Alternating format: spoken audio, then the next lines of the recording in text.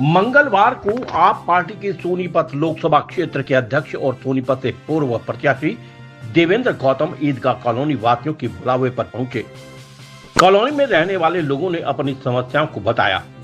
समस्या सुनने के बाद स्थानीय कॉलोनी वासी देवेंद्र गौतम के नेतृत्व में प्रदर्शन करते हुए समाधान शिविर में पहुंचकर जिला उपायुक्त से मिले। देवेंद्र गौतम ने स्थानीय कॉलोनी वासियों की समस्याओं से उपायुक्त सोनीपत को रूबरू करवाया। देवेंद्र गौतम ने बताया कि लोगों को एक से दूसरी गलियों तक जाने के लिए एक दूसरे के मकान के ऊपर से आना जाना पड़ता है। पीने के पानी की पाइपलाइन कट गई है। समस्त कॉलोनी वासियों की सीवर लाइन दीवार के दूसरी साइड चली गई, जिससे सीवर लाइन बंद पड़ी है, जिसकी वजह से कॉलोनी में गंदगी से बीमारी फैल रही है।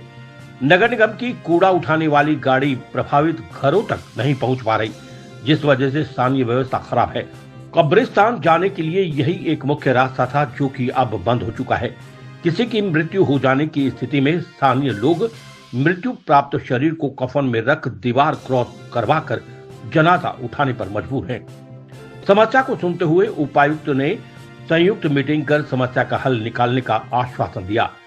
इस दौरान शेर मोहम्मद, अमरदत्त भारद्वाज, योगेश पाल, अशोक, दीपक चुग, इकराम अली, शराफत, इशाद, शमशेर, फरमान, इंतजार, शमशाद, यामीन धोबी, शामू, जैतून, सरिता, नरगिस, अबला, संतरू, खेड़ू, वरिशा, शरीना आदि सैकड़ों की संख्या में स्थानीय महिला और पुरुष मौजूद रहे। हॉस्पिटल में एडमिट है वो, ठीक है जी। हमें तो बस और कुछ समस्या नहीं है, हमें तो यही समस्या है कि हमारी दीवार हट जाए। कैद हो गए, हम तो कैद हो रहे हैं यहाँ पे। शादी भी होती, बैग इंसान तो निकलेंगे तो जैसे बैग भी लेके नहीं निकलते, बताओ जी।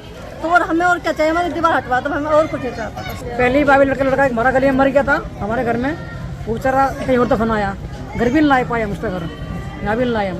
एक बुढ़िया तो यहाँ निकाल बोलो ना, एक बुढ़िया थी कंधे पे यहाँ से गली से ऐसे निकाल के यहाँ पे दम दिया उसने। फिर उनके घर में ले गए, घर में ले जाने के बाद में जब उसका जनाजा ले गए यहाँ से, मगर अभी तक कोई भी सुनवाई नहीं। आज जैसे भाई बोल वीडियो बना के ले आते हैं, 2 साल तो इतना खराब हमें मरने जीने के लिए चाहिए, हमें ये रिश्ता चाहिए। एक हमने पानी की सुविधा नहीं हमारे पास, ना सीवर की सुविधा हमारे पास। हमें ये मरने जीने का रास्ता चाहिए, हमें और कुछ नहीं चाहिए। चाहे हमें 6 फुट दे दो, हमें वही बहुत है कि हमारा जनाजा निकट जाए, मरने जीने का ये चाहिए हमें। तो हमें और कुछ नहीं चाहिए बिल्कुल भी। हमारे बच्चे स्कूल जा सकते हैं, स्कूल नहीं जा सकते, पढ़ नहीं सकते, ये सारा दिन घर में पड़े रहते हैं। कैसे जाए इतनी ऊंची दीवार पे कूद के, बताइए कैसे जब भेजे इन बच्चों को? इधर तो रेल चलती है, कैसे भेजा इधर को दीवार को? इधर को कहाँ से पैसे भरा गरीब आदमी? क्या करें हम 2 जने, तो कोई पता ही नहीं हमारा किस टाइम दम निकट जा, क्यों कर गए हमारे बालक बार। हमें कोई पकड़ कर ले चला तो छीड़ नहीं है इतनी, अब जो पकड़ ले कोई, हम कितनी बार गिरे, कुल्ली हाथ पैर टूट गए, तो कोई खाने पीने को देने का कौन संगवा होगा? हमें हर जिंदगी तो खराब होगी। चेहर दुआ दो उन थमा में मर जाएंगे वहीं से सड़ बुस के। इसका गला भी नहीं निकलता, ना इसमें उठा जाता। मर गए हम तो,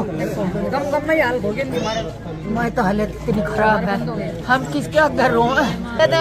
सुनाई करता नहीं कोई, अच्छी वोट करें, दे देंगे उन्हीं के पीछे लग ले। हम तो पागल है ना, पीछे लग ले उनके साथ में, और कोई काम करता नहीं हमारा।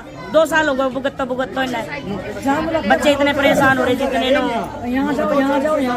कहूँ तो मगर 40-50 साल से रह रहे। 40 साल हो गए इन बंदों को रहते हो, कभी ऐसा हादसा नहीं हुआ था जैसे आप हमारे साथ जाती हो रही है। जाति का मतलब ये 2.5 साल हो गए, हम देख रहे हैं कैसे क्या इलाज हो रहा है। उधर तो गली दे दी, इधर गली दी, इधर क्या हम क्या है, जात के मुसलमान हैं, इसलिए हमारी गल भेदभाव हुआ है। क्योंकि हमने इतने धक्के गए, कभी राजीव जैन के पास में, कभी रेलवे के पास में, कभी दिल्ली गए, DMRO के पास में, कभी पानीपत गए, कभी हम सुरेंद्र पवार के पास गए हैं जब विधायक थे हुए यहाँ, तकरीबन SP साहब के यहाँ भी गए हैं। बहुत धक्के खा लिए जी, 2.5 साल तक, मगर कोई भी हमारे आश्वासन नहीं मिला कि ये काम हो जाए। क्योंकि सर हमारे यहाँ पानी नहीं है, पानी कहाँ से लाए? बाल्टी नहीं निकल सकती रास्ते में से। बच्चे स्कूल जाते हैं, स्कूल है लैन पार सरकारी, उसमें भी नहीं जा पाते। बहुत ज़्यादा परेशानी हो रही है कि दीवार लोगों को बच्चे उतारने पड़ते हैं, और कोई सीवर की सुविधा नहीं है, किसी चीज़ की भी सुविधा नहीं है। क्योंकि धक्के खा के बहुत परेशान हो गए। आते हैं जो भी वोट मांगने आता है, सुरेंद्र पवार जी हो, कविता जैन जी हो या निखिल मदान जी हो, वोट मांग के हाथ जोड़ के लेके चले जाते हैं। इसको कोई सुनवाई नहीं। हाँ, इलेक्शन से पहले बोलते हैं कर देंगे इसको, उसके बाद में कोई आता नहीं हमारे पास, क्योंकि हम जात के मुसलमान हैं, इसलिए हमारे को परेशानी है ये। क्योंकि सामने भी तो 10 फुट की गली छोटी हुई है। यहाँ क्या हो रहा था, हमने किसी को मना थोड़ा, हमें भी थोड़ा रास्ता दे देते हैं। हमें भी तो जीने का अधिकार होगा जी। हमारा तो अधिकार ही छीन लिया, हमारे बच्चों का अधिकार। जब स्कूल नहीं जा सकते तो अधिकार तो छीन ही लिया। छीन रही है सरकार हमारा अधिकार, ठीक है जी, प्रशासन, क्योंकि इनको जाति करके हमारे दीवार बिल्कुल सटा दी गई है। बिल्कुल परेशानी का वो हाल कर दिया है कि हमारे पास कुछ नहीं है। क्या है, हमारे पास 2 जनाजे हो चुके हैं, क्या करें। दीवार से उस पार जैसे उतारते हैं, कपड़े में लपेट के उतारते हैं, फिर इधर उतारते हैं, गली में ला कर रखते हैं। कोई मेहमान नहीं आ सकता, कोई नहीं आ सकता। हमारे कब्रिस्तानों में जाने का रास्ता नहीं है, बताओ कैसे लेके जाएं। बिल्कुल परेशानी है। तो बोला है ये मरने जीने का रास्ता तो सरकार देती है, क्यों नहीं दे रही सरकार मरने जीने तो जी का हमें बहुत ज्यादा परेशानी है कि बम का गोला घेरते सारी दुनिया मर जाएगी। आप नहीं तो हमारे को फांसी दे दे, रख क्यों रखे हम, और क्या करें। ये गोला जब जीने का अधिकार ही नहीं है तो क्या करें, मजबूरी है हमारी। तो सरकारी बहुत बुरा हाल है। सीवर की सुविधा नहीं, हमारे पास पानी की सुविधा नहीं, कूड़े की वो नहीं जा सकती। किसी आज जनाजे को लेकर हम कब्रिस्तान नहीं जा सकते, है ही नहीं प्रॉपर। डेंगू हो रहे हैं उधर, मच्छर बहुत ज्यादा हो रहे हैं, बीमारी फैलती है, बहुत बुरा हाल है। आज ईदगाह कॉलोनी में आना हुआ, लोगों की समस्याएं थी और शेर मोहम्मद भाई ने बुलाया कि एक बार आकर के देखिए किस प्रकार से यहाँ पर लोगों के साथ ज्यादती हो रही है। धर्म और जात पात की राजनीति करने वाली पार्टी आज सत्ता के अंदर है। अभी भाई बता भी रहा था किस प्रकार से उस कि हम मुसलमान हैं इसलिए हमारे साथ जाती हो रही है। कॉन्स्टिट्यूशन हमें जीने का, बोलने का अधिकार देता है। मूलभूत सुविधाएं प्रदान करना सरकार का दायित्व है। जो व्यक्ति कांग्रेस को वोट देता है या बीजेपी को वोट देता है या आम आदमी पार्टी को वोट देता है, किसी भी पार्टी को वोट देता है, बनने के बाद किसी अन्य पार्टी का वोटर भी सरकार का दायित्व होता है कि उसका भी काम उसको करना चाहिए। तीसरी बार सरकार बनाने का ढिंढोरा आज भारतीय जनता पार्टी हरियाणा के अंदर पीट रही है। 2022 का ये मुद्दा है। पेपर आपको दिख रहे होंगे क्या, सन 2022 के अंदर ये कॉलोनी के अंदर रेलवे के साथ जो लगती थी उनका सर्वे किया गया था और उसके द्वारा ये रास्ता, दीवार जो थी यहाँ पे बनाई गई। उसके बाद पत्राचार भी हुआ दोनों डिपार्टमेंट के बीच में। आयुक्त महोदय को भी यहाँ पे जो कॉलोनी वासी उन्होंने लेटर लिखे। आयुक्त महोदय की तरफ से उत्तर रेलवे जो पानीपत के इंजीनियर है, डीआरएम साहब हैं, उनको भी ये लेटर लिखे गए हैं जिनके अंदर एक forwarded to for joint inspection with state authorities लिखा गया है बकायदा। और ये आयुक्त ने फिर लिखा है पानीपत उत्तर रेलवे के इंजीनियर को ही कि भाई इसका समाधान निकाला जाए, रास्ता छोड़ने वाला। ये सिर्फ पत्राचार कागजों में ही हो रहा है या इसके ऊपर रियलिटी में कोई काम भी हो रहा है? इस काम की देख रेख कौन करेगा, कौन इसके ऊपर संज्ञान लेगा? यहाँ के स्थानीय पार्षद, स्थानीय विधायक, चाहे वो सत्ता पक्ष या विपक्ष के अंदर बैठा, उनका दायित्व बनता है इन लोगों के साथ आकर के खड़ा होना। जब आप वोट मांगने के लिए यहाँ पर आते हैं और जब इन्हीं गलियों से निकलते हैं तो हम इन लोगों को आश्वासन दे करके जाते हैं कि हमें बनाओ, हमें वोट दीजिए, हम इनको चौड़ा कराएंगे।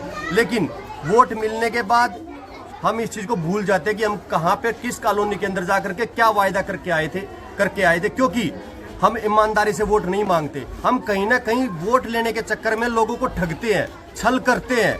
वोट लेने के बाद उनको भूल जाते हैं कि किस कॉलोनी के अंदर क्या समस्या थी। ये समस्या इतनी गंभीर है, अगर कोई 70-75 किलो का वजन का व्यक्ति भी अगर सीधा होकर के निकले तो इस गली से क्रॉस नहीं हो सकता। आप साथ में वीडियो में देख भी पा रहे होंगे कि कितनी संकरी गली कैमरे के अंदर दिखाई दे रही है और किस प्रकार से व्यक्ति यहाँ से निकले।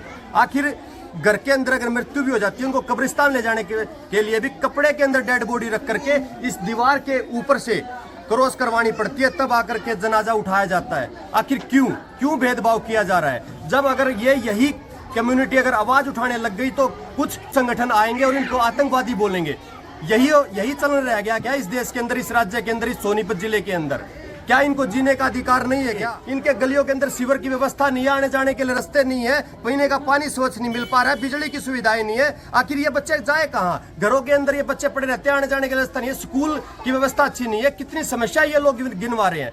वोट निखिल मदान को भी दी है, जो बीजेपी से विधायक है नवनियुक्त। बेशक वो पहले कांग्रेसी थे, मेयर चुने, यहीं से मेयर चुने गए थे, विधायक भी चुना इन लोगों ने। आपने मेयर रहते हुए क्या किया और आपने विधायक होते हुए आप क्या कर रहे हैं, ये आपने अपने अंतरात्मा के अंदर जाग के काम करना पड़ेगा। कई बार बातें भी चली हैं, इस रास्ते को लेकर के बात भी हुई है, कहते हैं कि मुझे कौन सा वोट दिए, जिसको वोट दी थी वो। भाई जिसको वोट देने की बात नहीं है, सत्ता में आप बैठे हैं। मैं अपने उपायुक्त महोदय, नगर निगम कमिश्नर साहब से एक निवेदन करना चाहता हूं, ऐसा न हो कि कल को आपके दरवाजे के ऊपर आकर के बैठे। चाहता हूं कि आप रेलवे विभाग से बात कीजिए और इनकी समस्या का समाधान करवाइए, नहीं तो कल आपको ये देवेंद्र गौतम इन लोगों के साथ खड़ा मिलेगा। कल को मुझे ये मत बोलना कि ये क्या हुआ। समय रहते हुए इनकी समस्या का समाधान कीजिए। राजनीति करने नहीं आया हम आज, लेकिन कल को आप ये कहो तो लोगों की समस्या अगर समाधान करवाने के लिए मुझे राजनीति भी करनी पड़ी तो मैं राजनीति करूंगा, क्योंकि इनका अधिकार है। ये रास्ता कहां से आएंगे जाएंगे ये लोग। आप आकर के जागिए, अपने प्रशासन के साथ, आला अधिकारियों के साथ आइए यहाँ पर। कितनी बार आपने पत्राचार किया गया है, ये पत्राचार पढ़ पा रहा हूँ, कभी कमिश्नर लिख रहा है, कभी कोई लिख रहा है, कभी कोई लिख रहा है, लेकिन कोई आकर के जागा क्या? तमाशा बनाया हुआ है क्या इन सरकारी लेटरों का? सिर्फ पत्राचार ही माध्यम रह गया क्या? सिर्फ हम कह करके दिखाएंगे, लोगों के हाथ में थमा देंगे, देखो जी हमने कर रखा है। बता रहे यहाँ पे कि जैन साहब भी आए थे और बोल करके चले गए थे, हमारे हाथ की बात नहीं है, रेलवे करेगा। सारंग रोड के ऊपर जब वो पिलर उठा करके नीचे रख दिया था तो उस टाइम से जैन साहब ने वो ऊपर कैसे रखवा दिया था? ये सवाल है, क्वेश्चन है। उठा के रखवाया था वो वापिस, जब रेलवे ने उसको उतार करके नीचे रखा था उस बैरियर को। तो ये सोचने वाली बात है, आखिर इन लोगों के साथ दोहरा मापदंड क्यों अपनाया जा रहा है? ये भी इंसान है, रहने का, खाने पीने का, आने जाने का ये संविधान इनको अधिकार देता है और इसकी रक्षा करना हम सब का दायित्व बनता है, चाहे वो किसी भी पार्टी से संबंध रखता हो। ये दोहरा मापदंड नहीं होगा। आने वाले समय के अंदर रणनीति तैयार की जाएगी, लोगों के साथ मिलकर जैसा ये आदेश देंगे वैसा मैं करूंगा। मैं अपनी तरफ से नहीं, जैसा ये लोग आदेश देंगे वैसा मैं करूंगा। और उसी के साथ आगे की रूपरेखा तैयार करते हुए निगम प्रशासन कमिश्नर का दफ्तर हो या जिला उपायुक्त सोनीपत का दफ्तर हो या किसी रिप्रेजेंटेटिव जो भी सत्ता पक्ष के अंदर या विपक्ष के अंदर बैठे हुए विधायक या सांसद या पार्षद हो, उनके घरों का घेराव भी किया जाएगा। मैं पहले ही बता रहा हूं, ये मेरी मतलब एक तरीके से सलाह समझिए या चेतावनी समझिए, वो जो आप लोगों को समझना वो समझिए।